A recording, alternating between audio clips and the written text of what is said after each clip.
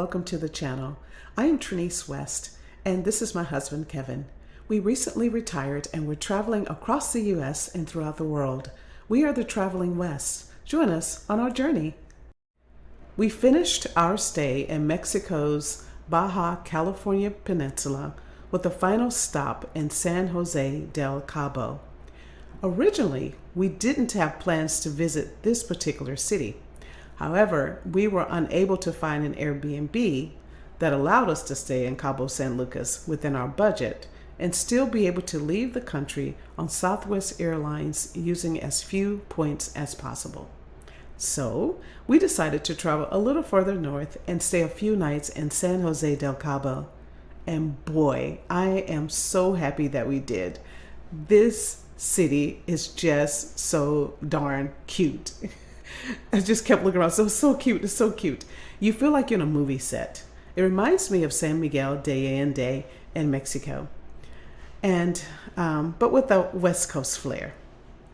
I am starting to learn in our travels to be open with going with the flow, and that things that seem like a pain or a hiccup or not actually working out according to plan can actually be a good thing.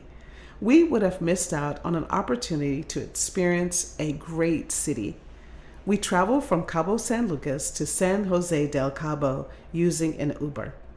Now, around the time of this recording, it was about $30 for us to travel from Cabo San Lucas to San Jose. And it took us approximately 30 minutes to get there. Our accommodations. We originally booked a hotel, but as we got closer to the date, we realized that some really nice Airbnbs were available. We canceled our hotel and booked an Airbnb in the town center. The Airbnb was really nice and walkable to everything. Here's a video of our Airbnb, and I would highly recommend it. Okay, so welcome to our Airbnb in San Jose del Cabo, Mexico. We just arrived from Cabo San Lucas. It took us about 30 minutes to get here, and we are in the unit now. Looks nice and small, compact. Smells very clean, and the host was kind enough to let us check in early. So you see we've got a little kitchen here. It's like a little fridge. We're only going to be here for about 3 days, so get a chance to check out this part of the area, another city.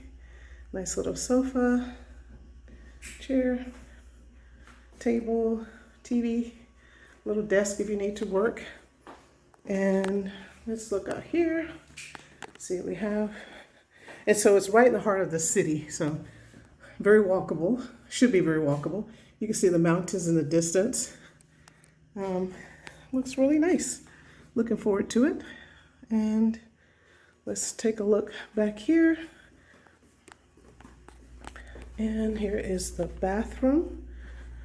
Looks like it's a nice bathroom. There is a step up again. That's why we're doing a lot of this stuff while we're still able to do so. So there's a bit of a step up if you can see that. But it's a counter space of towels. Looks very nice. Nice shower. So very clean. Smells wonderful here. So here is the bedroom. Here you see he's got shelves, safe, lots of storage area for you. Some mirror. Another little area you could work here as well. Very nice place to put your dirty laundry. Big window. Wow. Here is the bed. And what's nice with this unit, you have a ceiling fan and you have air conditioning, which you definitely need in Mexico. Some parts of Mexico. Sometimes it's cool in other parts. Let's see, we can walk out here. Well, okay, I'm not quite sure how to do that, but anyway, there is a balcony outside, a little outdoor space for you to enjoy. So looking forward to our visit here in San Jose del Cabo. Now, I do have to say there are some steep steps coming up, and I'll open the door and let you see that.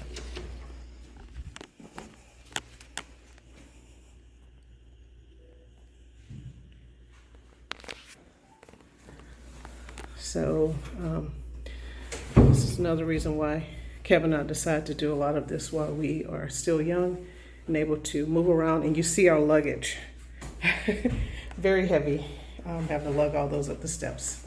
So looking forward to our visit here. So let's talk about the city. San Jose del Cabo is much, much more laid back than Cabo San Lucas. This is definitely not a party town. It was relaxing after the frenetic party atmosphere in Cabo. You have the majestic mountains in the background and the beautiful sea on the other side. It was just a lovely city. There were two main areas that we experienced during our time there. You have the central location, and then you have the resorts along the beach. Again, where we stayed at was very walkable. There was a large town square with a huge Mexican flag. The streets were filled with charming artistic shops and restaurants.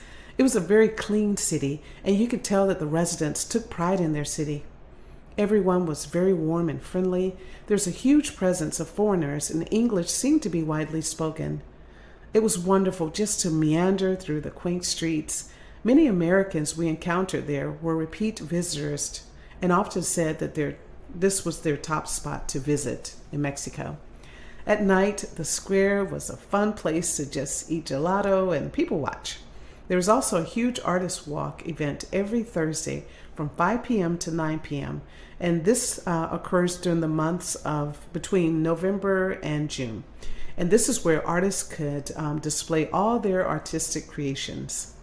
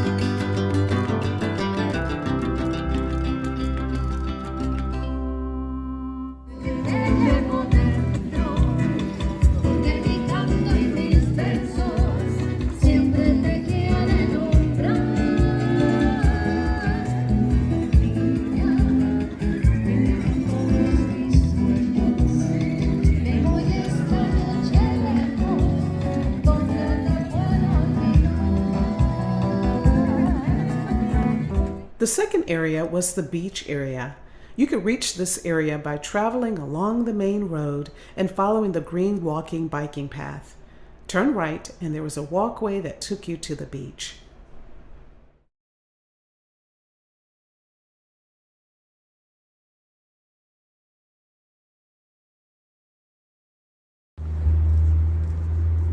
Okay, so once you get off that little road there, you made the little circle. This is the beach entrance. You'll see this building here, and you want to go down this little path towards the beach. So on the left side there is a area, I guess the guy keeps his horses there. So I don't know if he rents those out when you're on the beach to walk along, to ride along the beach with the horses. But we're gonna take this down to the beach.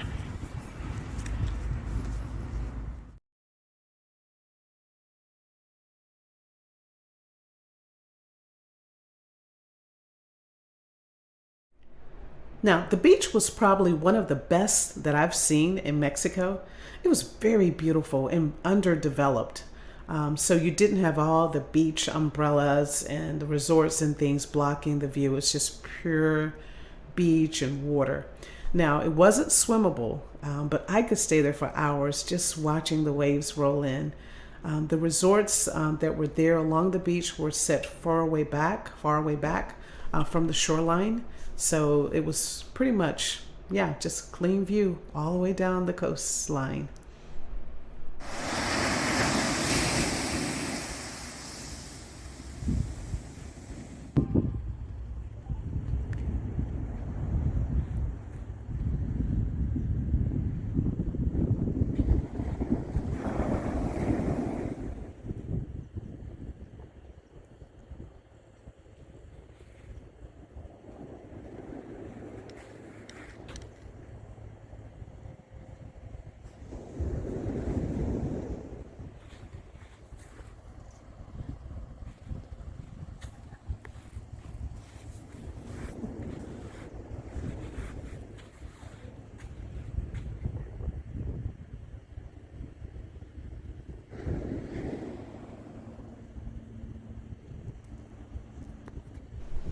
Now, one of the things that we decided to do was to do a day pass. And the day pass that we were actually able to, a resort that we were able to actually get into was called the Decameron in San Jose. And it was they have a little strip where there are different resorts. And we went to this particular one. And it was $80 per person. And that gave you access to all of the facilities, the restaurants, and the pool, the beach, and all that. So we went, and of course we ate breakfast. We tried to squeeze that in before they stopped serving. It was a buffet breakfast. Now, a lot of places in Mexico, they don't just have American style breakfasts. A lot of times it's either European, where you get the cold cuts and the fruit and croissants and pastries, that type of thing, or you get a typical Mexican breakfast with beans and rice and Mexican food. So I went to the omelet station and got an omelet and a croissant and fresh squeezed orange juice. That's one of the things I love about we go to Mexican for breakfast. Breakfast places, everything is like fresh squeezed, whatever type of fruit that you're getting. So we did that. And here you see footage of us walking along the resort, and you can see the beach area, the restaurant. So we really enjoyed it. It was a very relaxing day. Wasn't overly crowded, and people there were very friendly. The drinks were great. The food was just okay, like most buffets are at some resorts. Most resorts. I can't say all resorts, but some resorts the buffets are just okay. And so it was the exact same here. The buffets were just okay, but the pool was stunning, and it was just a relaxing day. Just relax by the pool, listen to the music, and just do nothing.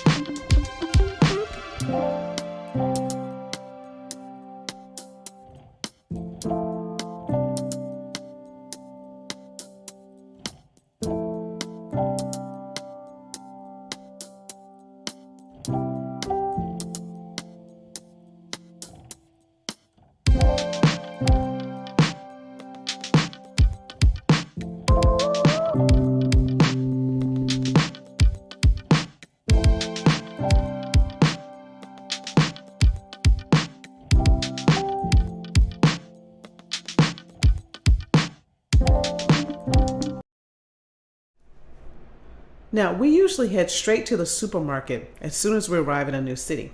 However, we were only going to be in this small city for 3 nights, so we knew that we would not be cooking meals in this Airbnb. On the way up from Cabo San Lucas, when we were in the Uber, we did see a nice super Walmart. There was also another large grocery store. I think it might have been La Comer, which is like one of our favorite grocery stores in Mexico. So we did see those. So I think if you were to stay for a longer period of time, or if you wanted to just save on costs, you could take a quick Uber ride, maybe 10 minutes from Centro, and you would still be able to cook and save on that way in meals by taking an Uber over and going to the grocery store. But there were like a lot of yummy places to eat in San Jose Del Cabo. They are very serious about their art, and they're just as serious about their restaurant meals. So a lot of great places to eat. And they had different types of cuisine. We arrived on a Sunday, so of course Kevin had to watch his American football games. So we looked for a sports bar or a restaurant that showed some of the games on the TVs. So our first stop was the Retro Burger, and it was delicious. The service was a little bit slow, but it could have been because they were busy with expats watching the game. What was cool about this restaurant, though, if you go, because you kind of go up some steps and you go up, and if you look out, you can look out over this small little street, and it was really pretty down from the square. And they had several different TVs with different games, which I absolutely love. I dislike when we go to sports bars and it's all the TVs are on one game. I like to see different games or different events and things like that, unless it's the Super Bowl. But like I said, the service was a little bit slow. Our server, though, was working really hard. I think they were just understaffed, so I wouldn't put that strike against them. Just don't go very hungry. So it took me a while to break it out. I thought the food was really good, though. And like I said, they had several large TVs with various games playing. Now, our next stop was Shooter's Sports Bar. Now, this place, the food was just okay. It was more like pub-style food, so it wasn't like gourmet, nice food like some of the other restaurants that we encountered in town. But it was jam-packed, and I can see why. It was, I thought, was inexpensive, and it was full of Americans cheering for their favorite teams. So really fun atmosphere of people talking about each other's teams and just having fun, enjoying it. Like I said, the food was just okay, but the prices, you can't beat the prices. So it was a fun sports atmosphere. And if you want a taste of home and you're there for a couple weeks, like we do in some of our travels, it's a great place to go. You'll find it there.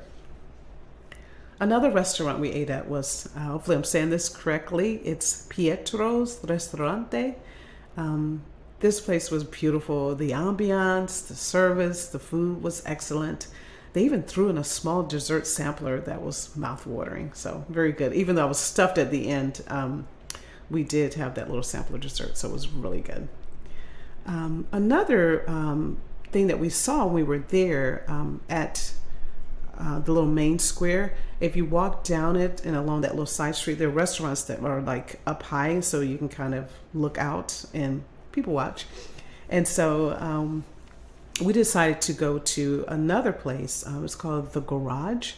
We didn't eat there, but I just wanted to sit out and watch people watch. So we just got something to drink and just took advantage of the great view.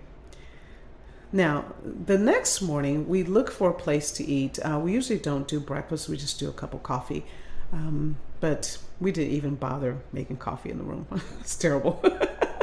So we ended up doing like a late breakfast. And we found this little cafe based upon a recommendation of an American couple who raved about this place.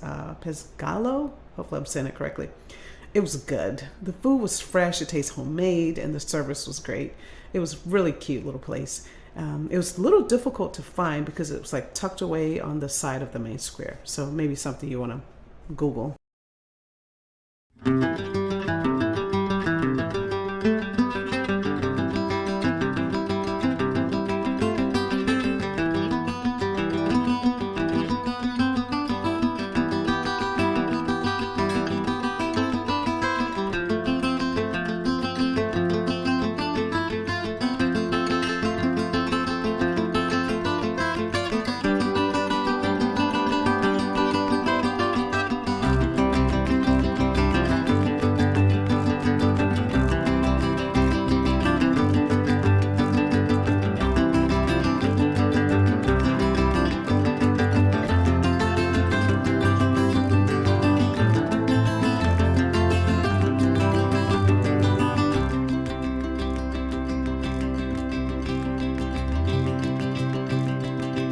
So to wrap up this video, final thoughts. This place is a hidden gem, and but it is overshadowed by Cabo San Lucas. But it's well worth the visit if you prefer a slower pace. And I guess I can't say it's a totally hidden gem because there was a lot of foreigners there. They had the resorts, and you had people in the centro that definitely were foreigners. And they were also, when we were walking towards the beach, we saw like communities, like with golf courses there, and it looks like it might have been Americans or Canadians. And then along where the resorts were at, on the other side of the street, on the other side from the beach, there were also like massive building projects where they were building condos and things like that. And so maybe I can't say it's necessarily a hidden gem. I think it's overshadowed by Cabo San Lucas, but it's well worth the visit, and I'm so glad we went. If you prefer a slower pace, and at this stage of my life, maybe a slower pace is probably better than being in a party zone all the time. But I'm glad we went. The city, like I said, is so adorable, so cute, and we really enjoyed it. And if I had to return back to the Baja Peninsula area, I would definitely probably go there back to San Jose Del Cabo versus Cabo San Lucas. And I think the thing is too, with Cabo San Lucas, we spent so many weeks there that I don't feel like I would have to go back. And if I were to go back, I probably would stay in a community where there are expats and actually kind of spend time there and just, getting to know the area and what it's like living there in a normal situation versus being near the touristy area. But I did like the vibe in San Jose Del Cabo. And like I said, maybe it's because I'm getting older. And as far as San Jose Del Cabo itself, I probably would do a mix. I would do maybe an Airbnb in Centro, and then maybe stay in the resort for a couple of days or whatever, if I can get a great price on it, especially if you can get a package deal. Those are always kind of nice. You can get those. And then that way you can take better advantage of the beach. You can do that there. The Decameron day pass was okay, but I felt for a few dollars more, you probably could actually just stay there versus getting the day pass. So I don't know if that was a great value, just getting the day pass.